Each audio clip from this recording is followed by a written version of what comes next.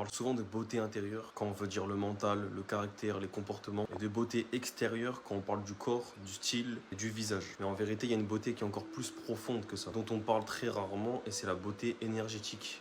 En gros, c'est l'aura, l'énergie que tu dégages. C'est la vibration que tu portes. Tu peux être beau ou belle physiquement, intelligent, intelligente mentalement parlant. Et si ton énergie est lourde, toxique, fermée, tu fais fuir. Et à l'inverse, si tu as des imperfections, des cicatrices, etc., mais que tu dégages une bonne énergie qui est pure, si littéralement ton aura est brille, bah, tu deviens magnétique. Tu n'attires plus parce que tu montres, tu attires parce que tu rayonnes. Selon moi, la vraie beauté, elle ne se voit pas, elle se ressent. Et beaucoup de personnes travaillent sur l'extérieur, l'intérieur, mais pas cette beauté énergétique, cette aura, cette prestance. Sauf que ça laisse une émotion dans l'esprit des gens. Et notre esprit, il est beaucoup plus impacté par rapport à l'émotion plutôt qu'à l'analytique. Par exemple, si quelqu'un a provoqué une émotion en toi, ça va beaucoup plus t'impacter que si quelqu'un que tu as trouvé intelligent. Parce que c'est ton cerveau qui l'analyse comme étant intelligent. Mais si quelqu'un te fait ressentir de façon très spontanée une émotion, c'est plutôt cette personne-là que tu vas t'en rappeler, tu vas t'en souvenir.